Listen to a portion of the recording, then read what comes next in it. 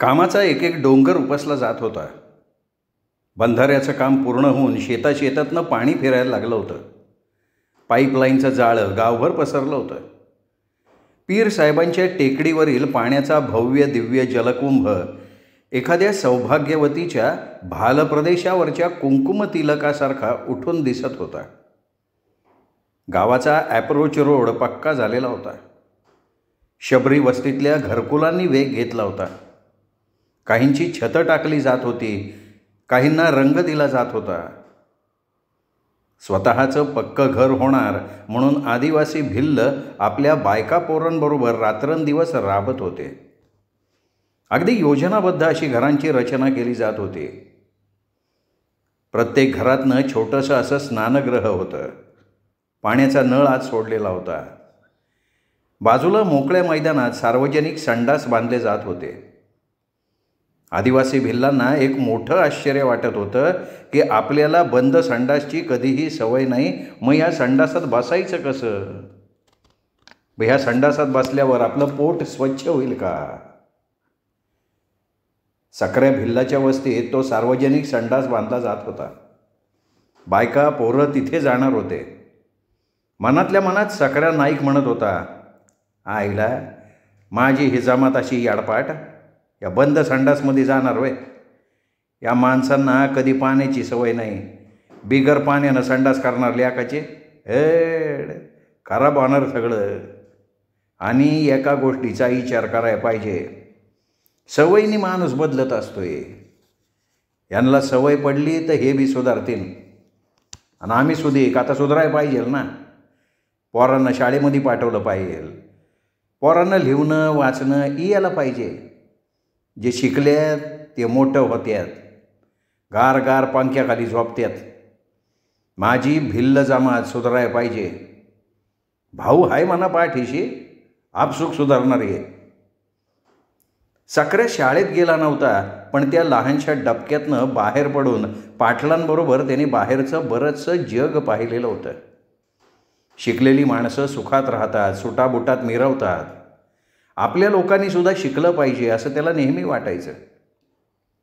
पण एक भीती वाटायची, आपल्या लोकांचा वाळूचा बांध केव्हा फुटेल काही सांगता यायचं नाही. ससा दिसला तर हातचा नांगर सोडून त्याच्या मागे पळणारी ही माणसं. मग निराश व्हायचा तो. पण ते निराशेचे सूर झटकून तो पुन्हा कामाला लागायचा. पाटलांनी 24 तास गावाच्या सार्वजनिक कामात स्वतःला जुंपून घेतलं होतं.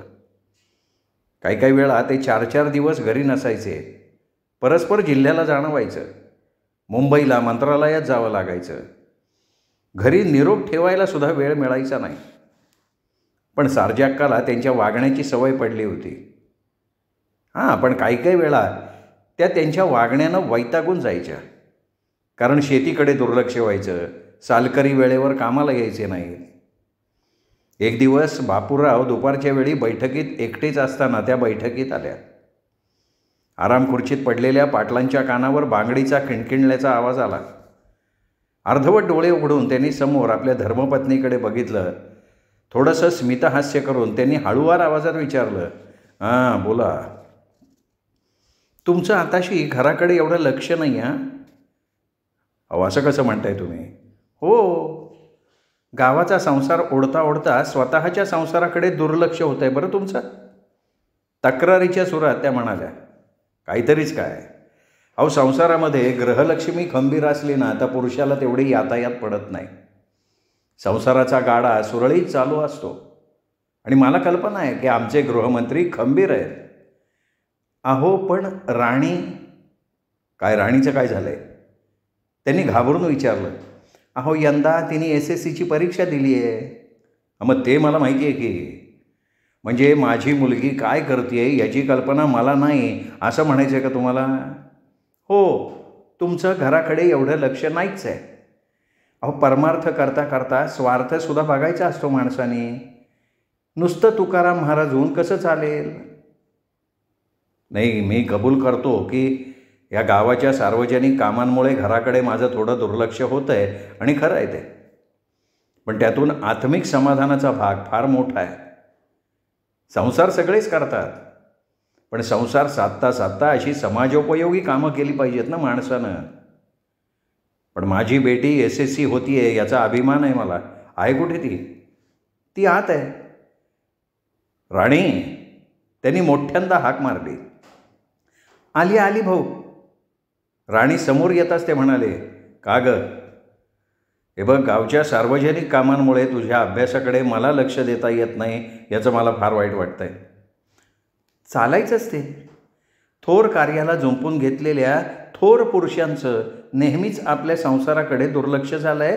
हा इतिहास आहे, आजवरचा इतिहास. मग त्यात तुमचं काय चुकलं? सारजाक्का म्हणाली, आई जाऊ दे ना गं, नाही वेळ मिळाला भाऊंना. ज्याने त्याने आपलं कर्तव्य करत राहावं. मी माझं कर्तव्य केलं आहे, माझी जबाबदारी मला कळत होती आई. वा वा वा, छान छान. मला सांग राणी, किती टक्के गुण पडतील? 80% मिळायला काही हरकत नाही. वा, याला म्हणतात आत्मविश्वास. आता आम्ही राणी बेटीला पुण्याला पाठवणार. खरंच? म्हणजे काय? अहो, काय गं? अहो, एकुलत्या एका पोरीला एवढ्या लांब? अगं मग काय झालं आहे? राणी, तिथे मुलींच्या वसतिगृहात राहील. घरच्यापेक्षा जास्त काळजी घेतली जाते तिथे. मुलामुलींना त्या वसतिगृहात शिस्तीनं राहायला लागतं आहे आणि त्यामुळे त्यांच्या जीवनाला वळण मिळतं. राणी, तू जाशील ना पुण्याला?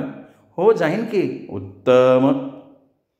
शिकणाऱ्याची तयारी असेल ना तर काहीही अशक्य नसतं. बरं, या गोड प्रसंगानिमित्तानं तुझ्या हातचा गोड चहा पाचशील का आम्हाला? का नाही, आणते की. राणी आत गेली. बापूराव तिच्या पाठमोरे आकृतीकडे बघतच राहिले. त्यांच्या मनात विवेकानं उडी घेऊन म्हटलं, आत्ताची चिमुरडी पोर ही परकरात वावरायची, पण परकरातनं साडीत यायला उशीर लागलेला नाही आहे. पोरी आणि बोरीमध्ये काहीही फरक नाही, पण दिसतीये मात्र सुंदर. अगदी आईच्या वळणावर गेली आहे. उंची भरपूर असल्यानं अगदी भारदस्त दिसतीये. केतकीसारखा पिवळा धमक रंग तिला शोभून दिसतोय. सुवर्णकांती राणी म्हणजे आपल्या पाटील घराण्याची शोभा आहे, शोभा. चांगलं संतान घराण्यात जन्माला यायला सुद्धा पुण्य लागतंय. मनात उडी घेतलेल्या विवेकाला झिडकारून आपल्या पत्नीकडे चोरून बघता बघता ते म्हणाले, पोरगी अगदी तुमच्या वळणावर गेली आहे बरं का. म्हणजे? काही एक न समजल्यानं सारजाक्कानं चक्रावून विचारलं. राणीच्या वयात तुम्ही सुद्धा अशाच दिसत होतात नाही का? जमिनीतून बाहेर पडणारा रोपटं त्या जमिनीचा सुगंध गुण घेऊन बाहेर पडत आहे. ती माझी लेक आहे, मग माझ्यासारखीच असणार ना. नाही, तसं काही नाही बरं का. आई वडील दोघंही गोरेपान असताना सुद्धा मूळ काल जन्मतं. सज्जन आईबापाच्या पोटी दुर्जन मुलं जन्माला येतात. हां, तेही खरंच आहे म्हणा. पण आपली राणी मात्र तुमचं सौंदर्य घेऊन जन्माला आली आहे एवढं मात्र खरं. चहानं भरलेली कब्बशी घेऊन राणी बैठकीत आली. कब्बशी भाऊंच्या समोर ठेवून म्हणाली, भाऊ बघा बरं कसा झालाय चहा. पाटलांनी चहाचा एक घोट घेतला आणि ते जोरात किंचाळले, अगं पोरी, हा एवढा गोड चहा? तुम्हीच सांगितलं होतं ना गोड पाहिजे म्हणून. म्हणजे किती चमचे साखर टाकली तू? 5 चमचे. एका कपाला? हो. मधुमेहाचा बळी व्हायला उशीर नाही लागणार अशानं. तुम्हीच गोड सांगितला म्हणून गोड केला मी. म्हणजे तो शब्दशः अर्थ पकडलास नाही का? काय बाई राईचा पर्वत करून राहिले हो तुम्ही. पहिल्यांदा केलाय पोरीनं चहा, किती नाराज कराल तिला. होय, नाराज झालीस राणी? नाही, मुळीच नाही भाऊ. भाऊ तुमचा तर मला कधीच राग येत नाही. छान. भाऊ तुम्ही मला खरोखरच पुण्याला पाठवणार? हो, म्हणजे काय? अगं पुणं म्हणजे शिक्षणाचं माहेरघर. पंख फुटल्यावर पिलांनी बाहेर पडायला हवं. हो, पण मी काय म्हणते आई, तुझं काहीतरी वेगळंच असतं. अगं माणसानं जीवनाला सामोरं जायचं असेल तर आजूबाजूचं जग जवळून पाहायला पाहिजे. मुलं मोठी झाली म्हणजे जन्मदात्यांपासून दूर पडतात, पण म्हणून त्यांचं आईबापावरचं प्रेम कमी होतं का? नाही, तसं काही नाही. तो फक्त मनाचा खेळ असतो. मायेचा झाला आहे तो कधीही आटत नाही. सभोवताली पसरलेल्या जगाकडे कुतूहलानं बघत असतात मुलं, नकळत त्याकडे आकर्षिली जात असतात. चला बाई, पुष्कळ कामं आवरायची आहेत, साळूला दळण काढून द्यायचं आहे, नाहीतर रात्री खायला मिळणार नाही काही. काहीतरी निमित्त शोधून त्या माझघराकडे गेल्या होत्या. राणी आईच्या मागणं आत गेली. पाटील बाजूला पडलेला मोक्षगंगाचा दैनिक पेपर उघडून वाचायला लागले. हाती घेतलेली सगळी कामं जवळजवळ पूर्ण होत आली होती. शबरी वस्तीची नवीन घरकुलं नववधूसारखी शृंगार करून नटून थटून बसली होती. भिंतींना दिलेला पिवळा रंग लांबून नजरेत भरत होता. एक दिवस सकाळी सकाळी ग्रामपंचायतीच्या सभासदांची मीटिंग बोलवली गेली. मुख्य विषय होता जलकुंभ आणि शबरी वस्तीच्या घरकुलांचं उद्घाटन. सरपंच साहेबांनी विषय मांडताच विरोधी पक्षाचे उपसरपंच पंडित अण्णा तावातावानं उठले आणि म्हणाले, आता ह्या उद्घाटनाला एवढं महत्त्व दिलंच पाहिजे का? जलकुंभाचं काम झालंय, आता पाणी सोडाय हरकत काय? भिल्लांची घरं झाली, मग त्यासनी जाऊन राहायला अडचण काय? नाही, मी म्हणतो उगा जाहिरात कशाला पाहिजे? बाकीच्या सभासदांना कळून चुकलं की पंडित अण्णांचा बोलण्याचा रोग पाटलांवर आहे. तो विरोधी पक्षाचा असल्यानं विरोध करायला उभा राहिलेला होता. अण्णा, अहो ह्यो जमाना जाहिरातबाजीच आहे. पोरापोरीचं लगीन लागलं तरी फोटो पेपरमध्ये छापून येतात. एखाद्याला नोकरीमध्ये वरची जागा भेटली तरी सुद्धा फोटो छापून येतोय. मग आपलं तर गावाचा प्रश्न आहे. आदर्श गाव म्हणून समधीकडं आपला गाजावाजा होऊन राहिला आहे. वय अगदी बरोबर आहे. अहो परवा मी आनंदपूरला गेलो होतो. आपला आनंदपूर नाही का तिथं, तेव्हा तिथली माणसं विचारायची, म्हणायची का हो पाहुणं, तुमच्या गावचं सरपंच आणि गाव लय जोमात आहे.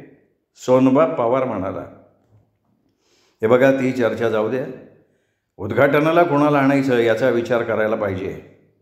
पाटील मध्येच म्हणाले. भाऊ, आदिवासी पंच साखऱ्या नाईक म्हणाला. हां बोला.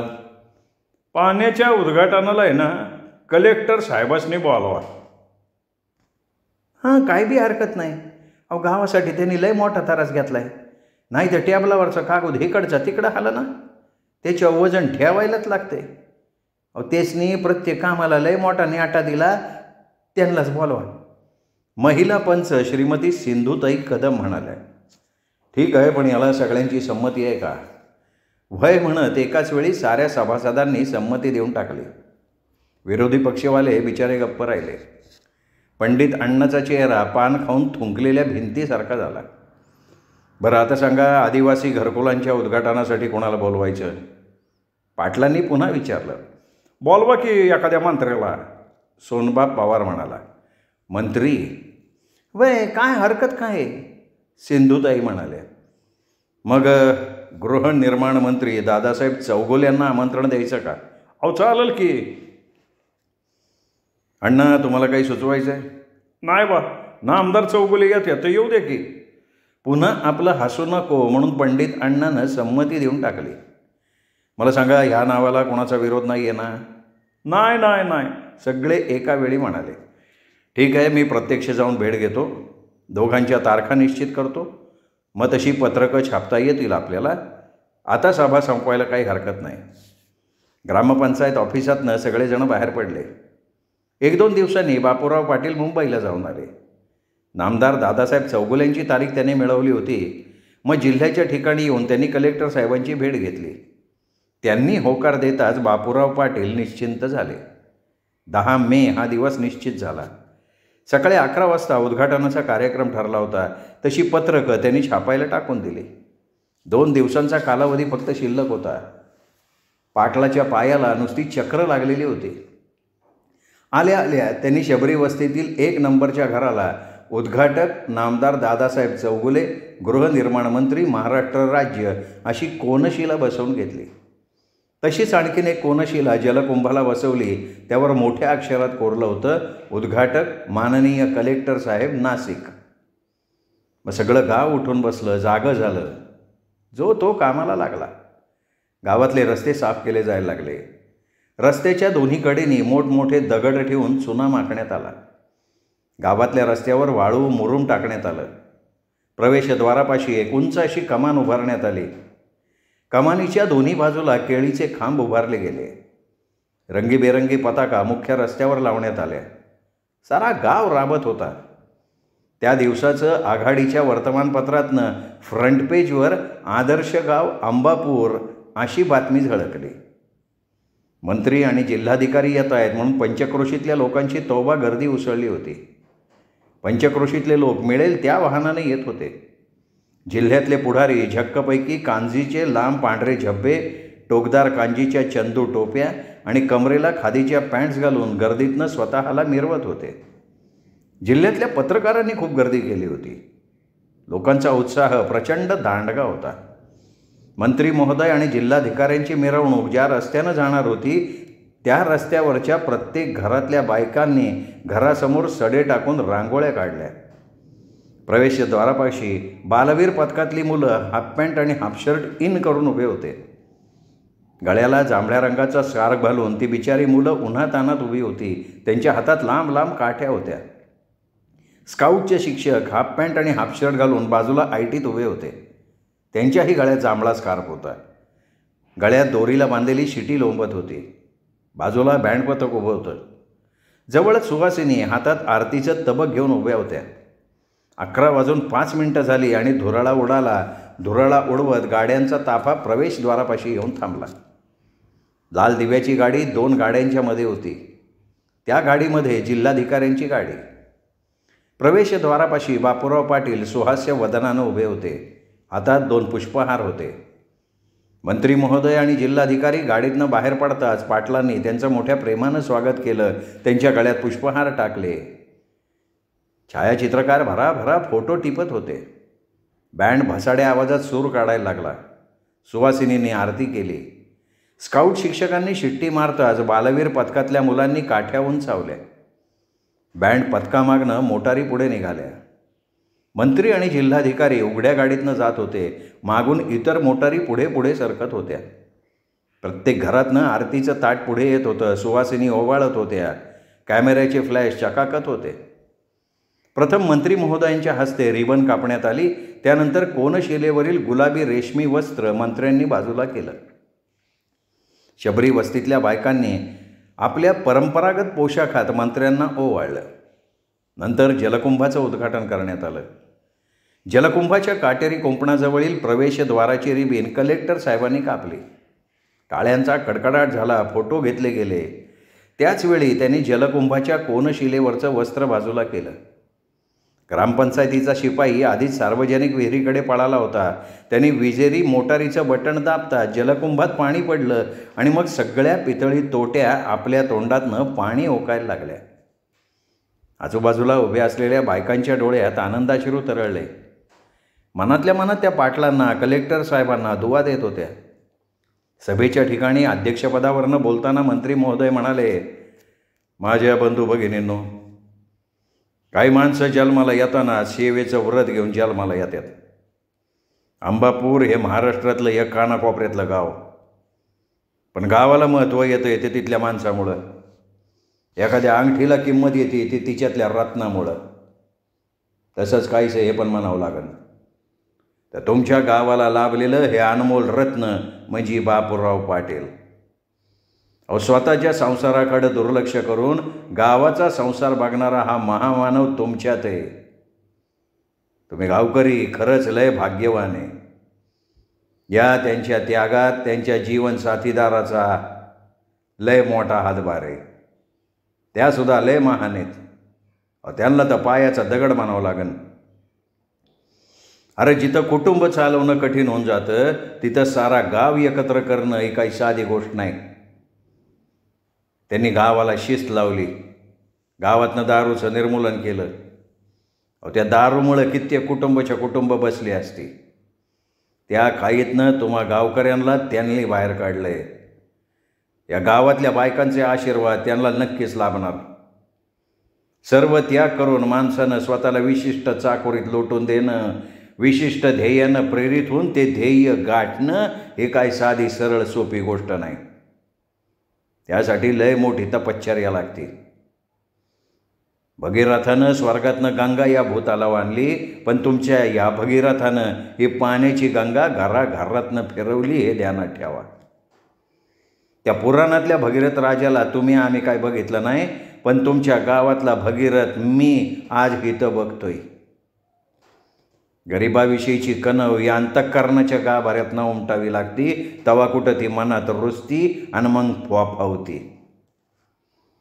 आपण पक्क्या घरात राहायचं आणि गरिबाने झोपडीत राहायचं आणि ऊन पाऊस वारा अग्नीला तोंड द्यायचं. ह्या उमळ्यापोटी कदाचित त्यांनी या घराच्या कामाला हात घातला असेल. लक्षात ठेवा, अशी माणसं सामान्य नसतात, ती असतात देव माणसं. अशी देव माणसं गावागावातनं तयार झाली तर या देशाची प्रगती व्हायला उशीर नाही लागणार. त्यांची ही सेवाभावी वृत्ती बघितल्यावर मी त्यांना असं आवाहन करतो का येत्या पंचवार्षिक निवडणुकीत त्यांनी आमदार पदासाठी उभं राहावं. पक्षातर्फे तिकीट मिळवून द्यायचं काम माझं राहील. जय हिंद, जय महाराष्ट्र. मंत्री महोदय आपलं भाषण संपून खाली बसले आणि टाळ्यांचा जबरदस्त कडकडाट झाला. त्यानंतर जिल्हाधिकाऱ्यांचं भाषण झालं. सभा संपली आणि गाड्या धुरळा उडवत निघून गेल्या.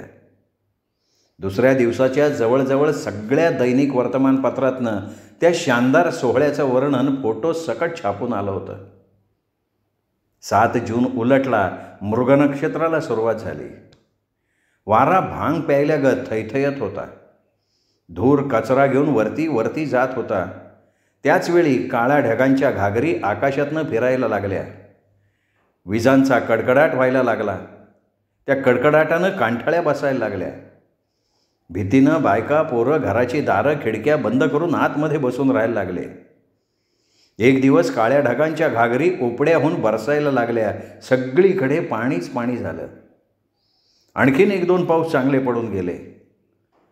बळीराजा आपल्या थोरल्या काळ्या आईच्या सेवेला लागला होता. SSC परीक्षेचा निकाल 19 जूनला लागला. राणी 78% गुण मिळवून उत्तीर्ण झालेली होती. केंद्रात ती प्रथम आली होती. तिच्या यशाचं सर्वत्र कौतुक होत होतं. पाटील पुण्याला जाऊन आले. पुण्याला महर्षी कर्व्यांच्या महिला महाविद्यालयात ते राणीचा प्रवेश घेऊनच आलेले होते.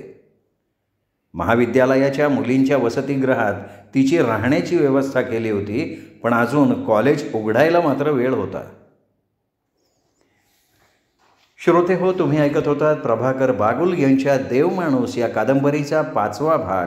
या कादंबरीचा 6वा भाग साहित्य पंढरी या कथाकथन चॅनलवर ऐकायला मिळेल उद्या. तोपर्यंत नमस्कार मित्र हो. पण एक विनंती करतो की साहित्य पंढरी हे कथाकथन चॅनल तुम्ही अद्याप सबस्क्राईब केलं नसेल तर प्लीज चॅनल सबस्क्राईब करा. भेटूया श्रोते हो उद्या प्रभाकर बागुल लिखित देवमाणूस या कादंबरीच्या 6व्या भागासकट. तोपर्यंत नमस्कार.